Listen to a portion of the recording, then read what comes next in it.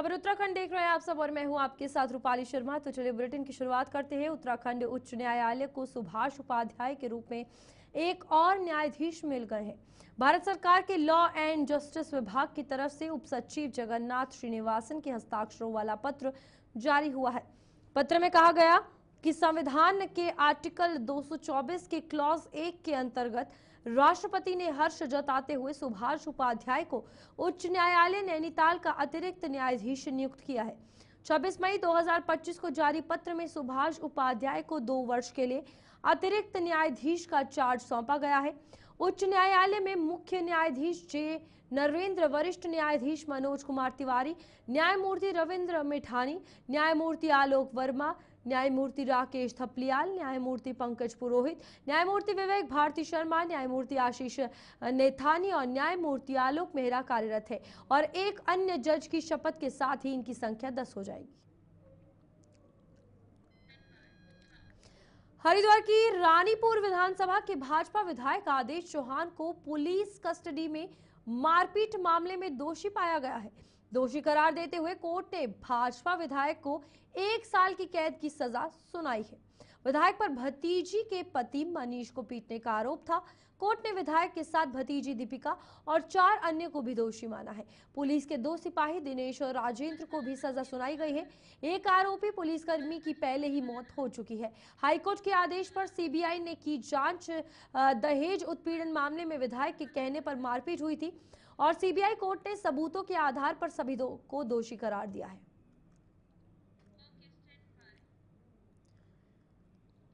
मुख्य सचिव आनंद वर्धन की अध्यक्षता में आपदा प्रबंधन की समीक्षा बैठक आयोजित हुई। बैठक में विभिन्न रेखीय विभागों की जानकारी ली गई और इसी में संबंधित एजेंसियों और जनपदों द्वारा आपदा न्यूनीकरण से संबंधित प्रस्तुत किए गए प्रस्तावों पर चर्चा की गई। मुख्य सचिव ने बताया संबंधित पक्षों और जनपदों से आपदा प्रबंधन से संबंधित किए जाने वाले कार्यों की व्यवहारिकता और आवश्यकता की जानकारी ली। सचिव आपदा प्रबंधन को आपदा प्रबंधन से संबंधित फंड को समय से और समुचित मात्रा में जारी करने के निर्देश दिए। मुख्य सचिव ने सभी जनपदों को और संबंधित पक्षों को निर्देशित किया आपदा प्रबंधन के कार्यों में तकनीकी समिति का सहयोग जरूर ले। जहां पर ज्योग्राफिक कस्टडी की आवश्यकता हो उस दशा में उन संस्थानों का भी मार्गदर्शन भी प्राप्त करें। उन्होंने आपदा प्रबंधन के कार्यों को संपादित करने के दौरान मितव्ययिता का भी ध्यान रखने की हिदायत दी। समय से सभी तरह के कार्य और तैयारी पूरे करने के लिए बेहतर प्रबंधन करने के भी निर्देश दिए। उन्होंने राज्य में आपदा प्रबंधन के अंतर्गत विभिन्न क्षेत्रों में किया जा रहा कार्यों का विवरण प्राप्त करते हुए निर्देशित किया। आपदा प्रबंधन के कार्यों में संबंधित पक्षों का आपस में बेहतर समन्वय सुनिश्चित हो, जिससे आपदा प्रबंधन के कार्य तेजी से पूरे हो सके। उत्तराखंड की हल्द्वानी के रहने वाले जीवन चंद्र जोशी की कहानी प्रेरणादायक है। जीवन चंद्र जोशी पहाड़ की निर्जीव वस्तुओं में अपनी कला से उसमें जान डाल देते हैं और जीवन चंद्र जोशी की इस कला को प्रधानमंत्री नरेंद्र मोदी ने अपनी मन के कार्यक्रम में जिक्र करते हुए जीवन चंद्र जोशी की तारीफ की। प्रधानमंत्री नरेंद्र मोदी की मन की बात में अपनी तारीफ सुनकर जीवन चंद्र जोशी अपने आप को गर्वान्वित महसूस कर रहे हैं। जीवन चंद्र जोशी के इस उपलब्धि पर पूर्व केंद्रीय मंत्री नैनीताल सांसद अजय भट्ट भी उनके सेंटर पर पहुंचकर उनको बधाई देने पहुंचे। अजय भट्ट ने कहा कि जीवन चंद्र जोशी को जो भी समस्याएं हैं उसको सरकार द्वारा दूर करने का प्रयास किया जाएगा। उत्तराखंड के हल्द्वानी के कटघरिया निवासी 65 वर्षीय जीवन चंद्र जोशी अपनी शारीरिक असमर्थता को कभी अपनी ताकत पर हावी नहीं होने देते और आज वो एक ऐसी कला में माहिर है जिसे न सिर्फ देश बल्कि विदेशों में भी सराहा जा रहा है। जीवन चंद्र जोशी भारत के पहले व्यक्ति हैं जिन्हें चीड़ के बगेट यानी चीड़ की पेड़ की सूखी छाल पर काम करने के लिए भारत सरकार के संस्कृति मंत्रालय द्वारा सीनियर फेलोशिप से नवाजा जा चुका है। ये उपलब्धि न केवल उनकी कला को मान्यता देती है बल्कि एक मिसाल भी कायम करती है कि सच्ची मेहनत और लगन का कोई विकल्प नहीं होता। जीवन चंद्र जोशी पोलियो से पीड़ित है, बचपन से ही चलने फिरने में असमर्थ रहे हैं, लेकिन अपने हौसले की ऊंची उड़ान के बदौलत आत्मनिर्भर भरने के साथ साथ दूसरों के लिए प्रेरणा बन रहे हैं। बहुत बड़ी उपलब्धि है कि एक यशस्वी प्रधानमंत्री उतने बड़े मंच से मेरी तारीफ करें, उन तक मेरी बात मेरा काम पहुंचा और उन्होंने मेरी तारीफ करी। ये मेरा सौभाग्य है और आगे भी प्रयास करूंगा कि एक अच्छा काम उनकी नज़र में ला सकूं। तो जोशी जी कब से आप ये काम कर रहे हैं और किस तरह से देखते हैं, और क्या आप चाहते हैं अब आगे किस तरह से इसको बढ़ावा मिले? मैं तो करीब 30-35 साल से इस काम को अपने कर रहा हूँ और आगे भी कर रहा हूँ। सांस्कृतिक मंत्रालय भारत सरकार द्वारा सीनियर फेलोशिप मेरे को मिल चुकी है और अब मेरा प्रयास ये है कि मैं एक ट्रेनिंग सेंटर खोल करके कुछ लोगों को इसकी ट्रेनिंग दे करके रोजगार के लिए, स्वरोजगार के लिए इनको जोड़ूं। और आर्थिक स्थिति थोड़ा सा दयनीय होने के कारण मैं ट्रेनिंग सेंटर नहीं खोल पा रहा हूँ, परंतु प्रयासरत हूँ। एक छोटा सा अपने ही भवन में छोटा सा ट्रेनिंग सेंटर खोला हुआ है, जिसमें 2-4 लोगों को कभी कभार सिखा देता हूँ। तो उपलब्धि है 2.5 साल की उम्र से जो पोलियो ग्रस्त हों, चल फिर नहीं सकते हों, माता पिता सोचते थे जीवन कैसे निकलेगा, लेकिन जोशी जी ने हिम्मत नहीं हारी। जैसे जैसे ऊपर आते गए, जीवन आगे बढ़ता गया, तो आपने संकल्प लिया कि मैं अपने पैरों पर खड़ा होऊंगा।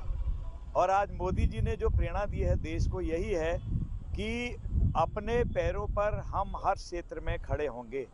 बेरोजगारों के लिए भी एक बहुत बड़ा आदर्श प्रस्तुत कर दिया है कि शरीर काम नहीं करता है नीचे का, हाथ भी बड़ी तकलीफ देते हैं, उसके बावजूद उन्होंने जो चीड़ का बगट होता है, उसको यहाँ की लोकल लैंग्वेज में चीड़ का बगट, ये उस पर ये शेप दे दिया। अब आप बताइए, चीड़ का बगट अगर आप देखेंगे, आप कहेंगे उसका हो ही नहीं सकता, लेकिन ये शेप देखिए घड़ी जैसी बना दी, देखने लायक चीज़ है। और यहीं के रहने वाले हैं, अल्मोड़ा ज़िले के गल्ली क्षेत्र के, जहाँ के देश के बड़े नेता हमारे, आप जानते हैं, साइंटिस्ट और हम सब के लिए आदर्श हैं, डॉक्टर मुरली मनोहर जोशी जी, उन्हीं के गांव से आपका गांव भी आता है, वहीं साथी गांव के रहने वाले हैं। ऐसी विलक्षण प्रतिभा आज देखने को कम मिलती है, लेकिन जोशी जी ने सचमुच एक आदर्श प्रस्तुत कर दिया है सबके लिए। और भारत के माननीय प्रधानमंत्री जी और विश्व के सर्वाधिक जो प्रसिद्ध नेता हैं, आज विश्व में प्रतिष्ठित हो चुके हैं, उनको आज पूरा देश ही नहीं, अंतर्राष्ट्रीय स्तर पर मान्यता मिली है। उनके श्रीमुख से नैनीताल जिले के, उत्तराखंड के नैनीताल जिले के हल्द्वानी में जीवनचंद जोशी का नाम सुनकर हम सब प्रफुल्लित हैं। हम तो जीवनदास से मिलते रहते थे, पर उनकी जो आज पूरी कृति देश और दुनिया में गई है और वो हमारे लिए आदर्श है। और प्रधानमंत्री जी ने जो बात आज कही है, एक बहुत ताकत और बल हमारे युवा समाज को भी मिला है। अगर हम मन में ठान लें, कोई मुश्किल नहीं है। उन्होंने कुछ डिमांड्स रखी हैं कि मैं ट्रेनिंग सेंटर खोलना चाहता हूं, हम पूरी मदद करेंगे, माननीय मुख्यमंत्री जी से बात करेंगे और जहां जहां से भी इस क्षेत्र में आता है सहायता मिल सकती है वो। उत्तराखंड के पूर्व मुख्यमंत्री और वर्तमान में हरिद्वार से लोकसभा सांसद त्रिवेंद्र सिंह रावत का एक बयान सोशल मीडिया पर जमकर वायरल हो रहा है, जिसमें पूर्व मुख्यमंत्री त्रिवेंद्र सिंह रावत कह रहे हैं कि पाकिस्तान हमारा भाई है।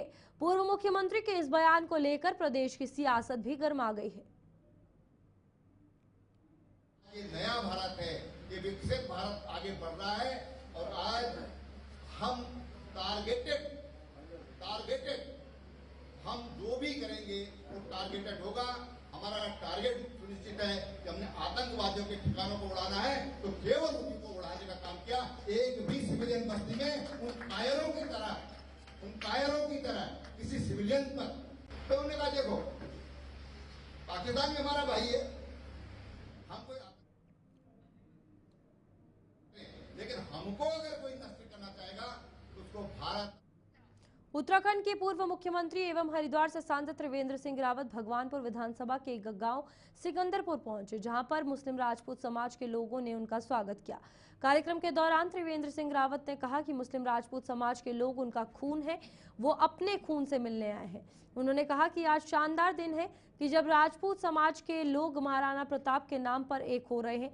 उन्होंने गांव में महाराणा प्रताप के नाम से गेट और खेल का मैदान की मांग पर कहा कि जो मदद उनसे होगी वो जरूर करेंगे। ऑपरेशन सिंदूर को लेकर सांसद ने कहा कि हमने जो हमले किए हैं वो किसी सिविलियन पर नहीं बल्कि आतंकवादियों के शिविरों पर किए हैं।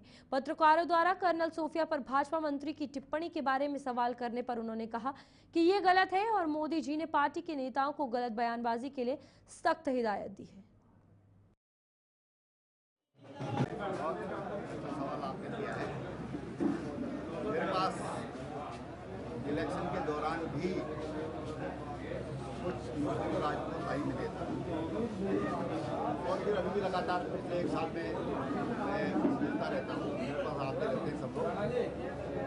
तो उन्होंने प्रस्ताव यहाँ पर जो रखा है उन्होंने मुझसे कहा कि हम लोग जो गोत्र है वो महाराणा प्रताप से हम लोग जुड़ते हैं और इसलिए हम चाहते हैं कि गांव में महाराणा प्रताप के नाम से कुछ होना चाहिए। मुझे भी बताया कि यहाँ पर स्कूल है, स्कूल में काफ़ी ज़मीन स्कूल के पास है, तो उसमें महाराणा प्रताप की प्रतिमा लग जाए। गांव का जो द्वार है वो महाराणा प्रताप के नाम से एक प्रवेश द्वार बन जाए। तो मैंने कहा ठीक है, आप इसमें गांव के लोगों की भी सहमति होना बहुत ज़रूरी है।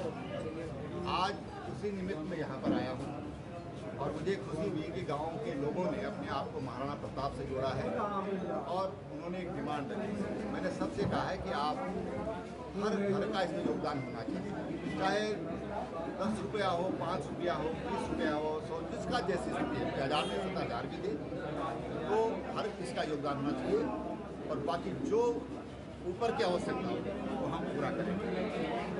तो मुझे बहुत अच्छा लगा आप लोगों के बीच में आया। उन्होंने और हम सबका ब्लड। उत्तराखंड में यूसीसी को लेकर खूब घमासान हुआ है, लेकिन इस घमासान में भिधामी सरकार ने उत्तराखंड में यूसीसी लागू करने का काम कर ऐतिहासिक फैसला लिया था, जिसके अब सकारात्मक परिणाम आने लगे हैं। यूसीसी लागू हुए 4 महीने में सरकार को 1.5 लाख आवेदन मिल चुके हैं, जो इस बात का प्रमाण है कि राज्य की जनता ने धामी सरकार पर भरोसा करते हुए यूसीसी को स्वीकार किया है। यूसीसी की सफलता को लेकर भाजपा प्रदेश प्रवक्ता हनी पाठक ने कहा कि ये निर्णय राज्य हित और जनहित का निर्णय है, जिसकी अब तारीफ हो रही है। भाजपा प्रवक्ता ने विपक्ष पर कटाक्ष करते हुए कहा कि विपक्ष को हर अच्छी चीज से परहेज रहा है। उत्तराखंड पहला राज्य बना है जहां यूसीसी लागू हुआ है। उन्होंने कहा कि उत्तराखंड में यूसीसी लागू करने का फैसला सराहनीय रहा है, जिसे प्रदेश की जनता बखूबी अपना रही है। कांग्रेस के मुख्य प्रवक्ता गरिमा दसानी ने कहा कि उत्तराखंड के लिए ना तो यूसीसी कानून जरूरी था, ना कभी विपक्ष इसका पक्षधर रहा है। कांग्रेस मुख्य प्रवक्ता ने कहा कि विपक्ष आज भी इस कानून के खिलाफ खड़ा है, क्योंकि अगर कानून लाने का काम करना था तो फिर केंद्र सरकार को करना चाहिए था, ताकि पूरे देश में लागू होता। ये तो आंकड़ों की बाजीगरी है और इसे मैं प्योरली फ्रिवलस एक्सरसाइज के रूप में देखती हूँ, क्योंकि यूसीसी हम बार बार कह रहे हैं इसका फुल फॉर्म है यूनिफॉर्म सिविल कोड। तो आपने हमको देश की बाकी की जनता से अलग थलग काट के रख दिया, बाकी की देश की जनता पर ये लागू नहीं होगा, हमारे ऊपर थोप दिया गया है। और यदि कल केंद्र सरकार यूसीसी लाती है तो ये उत्तराखंड का यूसीसी डस्टबिन में चला जाएगा, कचरे के डब्बे में चला जाएगा। इसीलिए मैं इसको फ्यूटाइल एक्सरसाइज बोल रही हूँ। इसके ऊपर पैसा लगा है, 2-3 साल की मेहनत लगी है, लेकिन वो सब आने वाले दिनों में वेस्ट होने वाली है। और सबसे बड़ा प्रश्न जो है वो ये कि इससे उत्तराखंड को फायदा क्या हुआ। क्या उत्तराखंड के बच्चों को रोजगार मिल गया? क्या उत्तराखंड में महंगाई कम हो गई? क्या उत्तराखंड में महिलाओं के साथ जो अपराध हो रहे हैं वो कम हो गए? या क्या भ्रष्टाचार में कमी आ गई? तो कहीं से कहीं तक उत्तराखंड एज अ स्टेट हमें यूसीसी से कोई फायदा नहीं हुआ। अब आप आंकड़े कितने भी दिखाते रहें या अपनी पीठ थपथपाते रहें। देखिए, विपक्ष की जहां तक रही बात, तो विपक्ष को हर अच्छी चीज से परहेज रहा है और ये हमारे लिए हर्ष का विषय है कि उत्तराखंड राज्य हमारा पहला राज्य बना है जो जहां पे यूसीसी लागू किया गया है। और विपक्ष को उत्तराखंड से ही परहेज है, मैं तो ये कहूंगी, क्योंकि 98% गांव जिस प्रकार से यूसीसी से जुड़े हैं वह यह साबित करता है कि यूसीसी लागू करना हमारे उत्तराखंड राज्य के लिए कितना ज्यादा सराहनीय रहा। और 1.5 लाख से अधिक जो आवेदन आ गए कुछ ही समय में, वह यह दर्शाते हैं कि उत्तराखंड राज्य में यूसीसी लागू करने का ये जो फैसला रहा वो बहुत ही सराहनीय रहा और यहाँ की जनता इसे बखूबी अपना। इसी के साथ आगे बढ़ते हैं, जहां पर आपको बता दें कि यहां पर भारतीय जनता पार्टी को लेकर अगर बात की जाए तो कांग्रेस के वरिष्ठ नेता और पूर्व मुख्यमंत्री हरीश रावत ने आगामी 2027 विधानसभा चुनाव नहीं लड़ने का फैसला लिया है और उनके इस बयान पर भाजपा ने सवाल खड़े किए हैं। भाजपा प्रदेश मीडिया प्रभारी मनवीर चौहान ने कहा कि हरीश रावत हर चुनाव आते ही इस प्रकार की बातें करते रहते हैं, लेकिन उनकी बातों का कोई भी गंभीरता से नहीं ले रहा है। जहां वह खुद चुनाव ना लड़ने की बात करते हैं तो वहीं वह अपने नाते रिश्तेदारों को चुनाव लड़ाने का काम करते नजर आते हैं। पहली बात तो आदरणीय हरीश रावत जी जो भी कहें उनका एक राजनीतिक स्टंट है और उनके कहने से या चुनाव न लड़ने से उत्तराखंड की राजनीति में कोई फर्क पड़ने वाला भी नहीं है। लेकिन जिस प्रकार से उत्तराखंड की जनता ने उनको एक बार नहीं अनेकों बार उनको नकारा है और अब तो कांग्रेस पार्टी के लोग भी और कांग्रेस पार्टी भी उनको गंभीरता से नहीं ले रही है। एक तरह से उनको दरकिनार पार्टी के द्वारा कर दिया गया है। इसलिए हो सकता है अपने आप को स्थापित करने के लिए, अपने आप को सुर्खियों में रखने के लिए आदरणीय हरीश रावत जी इस तरह के हथकंडे करने के लिए बहुत ही प्रसिद्ध हैं और इसलिए वो कर रहे होंगे। पहली बात तो हरिद्वार जिला पंचायत बोर्ड की बैठक में कई प्रस्ताव पास किए गए। जिला पंचायत कार्यालय सभागार में हुई बोर्ड मीटिंग में भी सभी पंचायत सदस्यों समेत जिलाधिकारी, सीडीओ और तमाम विभागों के अधिकारी शामिल हुए। मीटिंग में ग्रामीण क्षेत्रों के विकास को लेकर कई योजनाओं पर चर्चा की गई। जिला पंचायत अध्यक्ष राजेंद्र चौधरी किरण ने जानकारी दिखाई कि पिछली मीटिंग में करीब 80 करोड़ का बजट पास किया गया था। इस बार विकास परियोजनाओं के कई प्रस्ताव पास हुए हैं। जिला पंचायत अध्यक्ष ने कहा कि इस बार विशेष तौर पर ग्रामीण क्षेत्रों में तालाबों की सफाई और उनके संरक्षण को लेकर चर्चा हुई है। अगले 1 साल में भी सभी तालाबों की सफाई कराई जाएगी। चर्चा पर बात होकर आगे इस जनपद को जो गांव के एरिया है उसे डेवलपमेंट कैसे अच्छे तरीके से करे जाए, लोगों को ज़्यादा से ज़्यादा सुविधा हम किस तरीके से दी जाए, हर एक बिंदु पर बात हुई। कितने प्रस्ताव? जो समस्या गांव में आज की तारीख में आ रही है, तालाब पानी से लबालब भर रहे हुए हैं। जो हमारा तालाब का वाटर लेवल है वो हमेशा घटता जा रहा है। उसके लिए भी अब जिला पंचायत उस काम को अगले 1 साल में बहुत तरीके से अंजाम दे देंगे। जितने भी हमारे तालाब है वे जो उनके अंदर कूड़ा कचरा पॉलीथीन इस सब जम गए और पानी अंदर नहीं जा रहा है। जब उनकी सफाई होगी पानी भी अंदर। देश भर में साइबर ठगी के मामले बढ़ते जा रहे हैं और साइबर ठगी से बचने के लिए पुलिस समय समय पर जागरूकता अभियान भी चला रही है, लेकिन फिर भी लोग साइबर ठगी का शिकार हो रहे हैं। जसपुर पुलिस को बड़ी कामयाबी हाथ लगी है, जहां जसपुर पुलिस और चेन्नई पुलिस ने संयुक्त रूप से कार्रवाई करते हुए इंटरनेशनल साइबर फ्रॉड गैंग के जसपुर निवासी 2 साइबर स्कैमर को गिरफ्तार किया है। आरोपी वसीम और दाऊद जसपुर के नई बस्ती के निवासी हैं, जो सीएचसी सेंटर की आड़ में साइबर ठगी का काम करते हैं और जनवरी 2025 में चेन्नई के एक इंजीनियर से ऑनलाइन ट्रेडिंग के नाम पर गैंग ने 1 करोड़ 29 लाख की ठगी की थी। पूरे मामले का खुलासा करते हुए एसपी क्राइम उधम सिंह नगर निहारिका तोमर ने बताया कि जनवरी 2025 में चेन्नई निवासी पीड़ित ने चेन्नई साइबर पुलिस में एक मुकदमा दर्ज किया था, जिसमें एक इंजीनियर ने ऑनलाइन ठगी की बात कही थी। जब चेन्नई में इसमें विवेचना हुई तो पता चला कि 12 लाख रुपए जसपुर के सानिया परवीन के खाते में ट्रांसफर किए गए थे। इस विवेचना के तहत चेन्नई साइबर पुलिस जसपुर आई थी और जब पता किया गया तो सानिया परवीन का खाता सीएचसी सेंटर पर काम करने वाले 2 लोग वसीम और दाऊद ने खोला था। इन लोगों द्वारा लोगों को बहला फुसलाकर उनके अकाउंट खोले जाते थे और फिर साइबर फ्रॉड की राशि उनमें ट्रांसफर की जाती थी और साइबर फ्रॉड की जो राशि आती थी उसमें से 2 या 3% का कमीशन इन लोगों को दिया जाता था और बाकी पैसे आगे ट्रांसफर कर दिए जाते थे। जनवरी 2025 में चेन्नई साइबर पुलिस स्टेशन में एक मुकदमा दर्ज हुआ था, जिसमें एक व्यक्ति द्वारा अपने साथ ऑनलाइन फ्रॉड की बात की गई थी। उसके साथ ऑनलाइन ट्रेडिंग के नाम पर 1 करोड़ 39 लाख रुपए ठगे गए थे। जब चेन्नई में इसमें विवेचना हुई तो पता चला कि सानिया परवीन नामक एक अकाउंट में जो जसपुर में है स्थित, उसमें 12 लाख रुपए करीब आए थे। इस विवेचना के तहत चेन्नई साइबर पुलिस यहाँ जसपुर आई थी विवेचना में, और जब उनके द्वारा पता किया गया तो सानिया परवीन का जो अकाउंट था वो 2 लोगों द्वारा खुला गया था, जो सीएचसी सेंटर पे काम करते हैं, मोहम्मद दाऊद और मोहम्मद वसीम। इन दोनों द्वारा सीएचसी सेंटर के नाम पर लोगों को बहला फुसलाकर उनके अकाउंट खोले जाते थे और फिर अन अकाउंट का यूज़ करके साइबर फ्रॉड की राशि इनमें लाई जाती थी। इन लोगों द्वारा साइबर फ्रॉड की जो राशि आती थी उसमें 2 या 3% का कमीशन इन लोगों को दिया जाता था और बाकी राशि आगे अन्यत्र ट्रांसफ़र कर दी जाती थी। इनको दोनों लोगों को गिरफ्तार किया गया, माननीय न्यायालय के समक्ष पेश किया गया और इनको रिमांड लेकर चेन्नई ले जाया जा रहा है। ये पैसे जहां ट्रांसफ़र होते थे और अन्य जो भी लोग डोईवाला नगर पालिका बोर्ड बैठक में प्रस्ताव के बाद 10 नए कूड़ा निस्तारण वाहन नगर पालिका परिसर में पहुंचे, जिनका चेयरमैन सहित सभी सभासदों ने स्वागत किया और कहा कि अब नगर के वार्ड में कूड़ा निस्तारण में काफी हद तक समस्या का समाधान होगा और रोजाना नगर के वार्ड से कूड़ा कलेक्शन ये वाहन करेंगे और नगर क्षेत्र में स्वच्छता अभियान को मजबूती मिलेगी। डोईवाला नगर पालिका अध्यक्ष ने तमाम सभासदों के साथ नगर पालिका परिसर से 10 नए कूड़े निस्तारण वाहनों को हरी झंडी दिखाकर रवाना किया। हमारी डोर टू डोर कूड़ा उठाने की व्यवस्था को और अधिक सुचारू करने के लिए जो हमारे निर्वाचित बोर्ड था उसके द्वारा अपनी प्रथम बोर्ड बैठक में प्रस्ताव पारित किया गया था कि जो वाहन है वो कम पड़ रहे हैं तो 10 अतिरिक्त नए वाहन क्रय कर लिए गए। उसी क्रम में आज जो 10 नए वाहन क्रय किए गए वो जनता को समर्पित किए गए और माननीय अध्यक्ष महोदय द्वारा इन वाहनों को हरी झंडी दिखाकर रवानगी नगर पालिका कार्यालय से करवाई। नैनीताल व तराई क्षेत्रों में पूर्व में हुई बाइक चोरी की घटनाओं में लिप्त 2 शातिर चोरों को नैनीताल पुलिस ने गिरफ्तार किया है। दोनों अभियुक्त नैनीताल, हल्द्वानी, बाजपुर व रामनगर से बाइकें चोरी कर नैनीताल लाकर मंगोली क्षेत्र के जंगलों में इन बाइकों को छिपा कर रखते थे। कोतवाली पुलिस ने बाइक चोर दीपक बिश निवासी घुघू खान तहसील नैनीताल और आकाश बनखेड़ा बाजपुर के पास से 4 स्प्लेंडर, 3 अपाचे और 2 बुलेट मोटरसाइकिल बरामद किए हैं।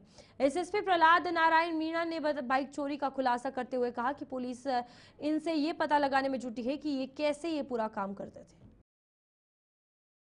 इसमें पुलिस ने एफआईआर पंजीकृत की और एफआईआर पंजीकृत करने के बाद में जो सीसीटीवी डाटा जो डंप है और कुछ मुखबिरों की सूचना के आधार पर कुछ संदिग्ध लोग जो है पुलिस के राडार पाए।